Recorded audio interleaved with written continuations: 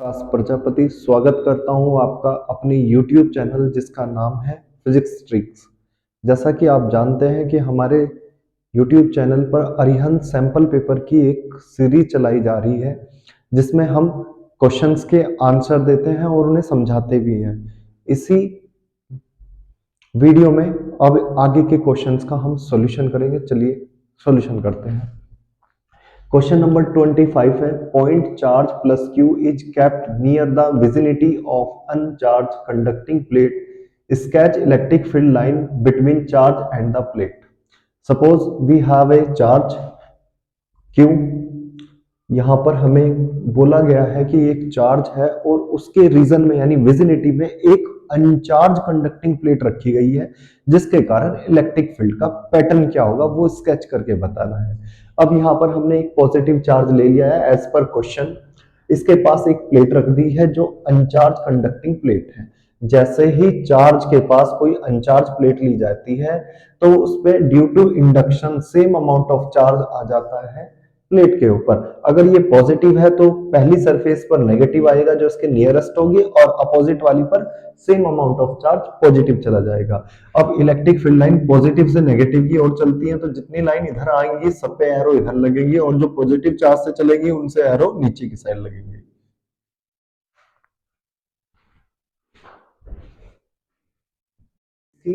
given that है two concentric metallic spherical cells of radius r and 2r are given charge q1 and q2 respectively. The surface charge density on outer surface of the cells are equal. Determine ratio q1 and q2. Question में दिया गया है दो concentric sales हैं जिसके outer surface पे charge q1 और q2 है जिनकी रेडियस r और 2r है। हमें बताना है कि आउटर सरफेस की सरफेस चार्ज डेंसिटी कितनी होगी और चार्ज q1 q2 का रेशियो क्या होगा। आइए सोल्व करते हैं। सपोज ये मेरे पास दो सेल हैं जिनका एक ही सेंटर है। कॉन्सेंट्रिक का मतलब जो सिंगल सेंटर वाले होते हैं, एक जिसकी रेडियस r, फिर दूसरा बना दिया जिसकी रेडियस 2r। इस पर चार्ज दिया है q1, मैंने q1 पॉजिटिव चार्ज ले लिया है, सेल है सरफेस पर फैल जाएगा सेल। चार्ज S2 में कहा है सरफेस पे चार्ज है और ये कितना है q2 है। अब सरफेस चार्ज डेंसिटी निकाल लेते हैं। S1 के लिए निकालेंगे तो सिग्मा इक्वल टू होता है q अपॉन एरिया। अब सिग्मा 1 का चार्ज कितना है q1 4 पाई r स्क्वायर, इसका सरफेस एरिया आ जाएगा। सिमिलरली हम S2 के लिए करेंगे। सिग्मा 2 इक्वल टू चार्ज कितना है बड़े स्फीयर पे q2 और एरिया कितना होगा 4 पाई 2r का स्क्वायर। इसको सिंप्लीफाई करेंगे तो q2 अपॉन 4 पाई 16 पाई r स्क्वायर आ जाएगा। अकॉर्डिंग टू क्वेश्चन इसमें कहा गया है कि आउटर सरफेस की डेंसिटीज इक्वल है। अगर डेंसिटी इक्वल है तो sigma 1 equal to sigma 2।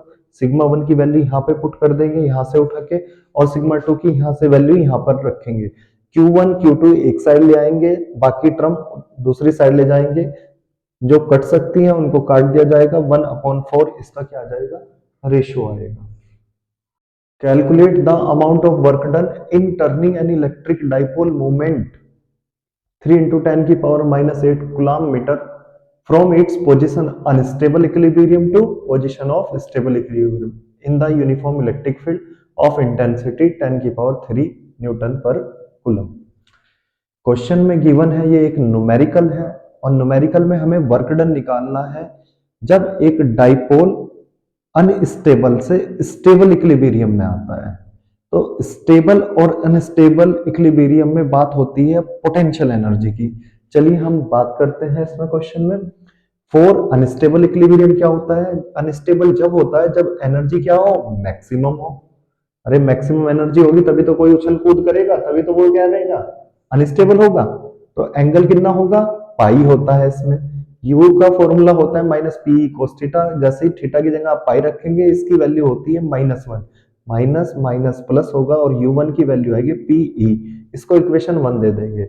For stable equilibrium क्या होता है एनर्जी कम होनी चाहिए, थीटा क्या रखेंगे 0 रखेंगे। cos u2 equal to minus P cos 0 की वैल्यू 1 होती है, वैल्यू निकल के आएगी u2 की माइनस पीई।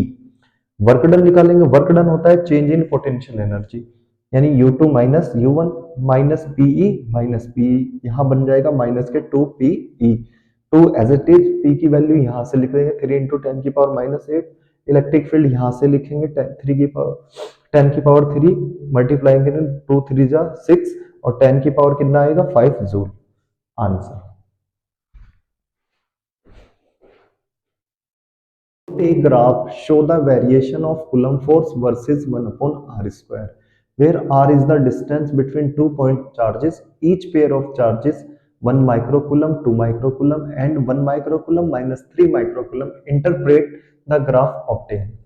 क्वेश्चन में दिया गया है कि आपको एक ग्राफ निकालना है जो कूलम फोर्स F और 1 अपॉन आर स्क्वायर के बीच है।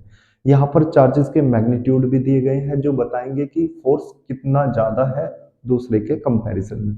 चलो सोल्व करते हैं।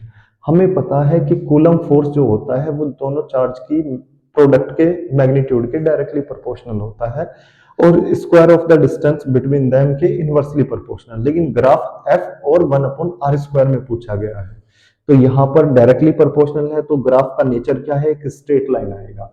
अब यहाँ पर पेयर दिए गए हैं, पेयर बताएंगे कि मैग्नीट्यूड किसका है, यानी कौन सा ग्राफ अबव आएगा कौन सा बिलो आएगा। तो पहले इसकी प्रोडक्ट कर लेते हैं जहां पे चार्जेस 1 कूलम की वैल्यू रखेंगे और 2 कूलम, पहले पेयर ले लेते हैं।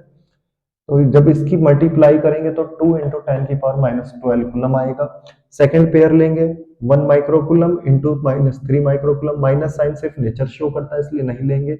3 इंटू 10 की पावर माइनस 12, तो मैग्नीट्यूड किसका ज्यादा है, सेकंड पेयर का मैग्नीट्यूड ज्यादा है तो वो ग्राफ कहाँ आएगा, अबव आएगा और दूसरा कहाँ आएगा, बिलो आएगा। तो इस तरह से ये ग्राफ आता है। आप क्वेश्चनों की प्रैक्टिस करें, अच्छे से मेहनत करें। जितना ज्यादा आप मेहनत करेंगे उतना अच्छा रहेगा, रिजल्ट आपका बहुत अच्छा आएगा। कंटिन्यू लगे रहें, मेहनत करते रहें, लाइक एंड सब्सक्राइब करें। बेस्ट।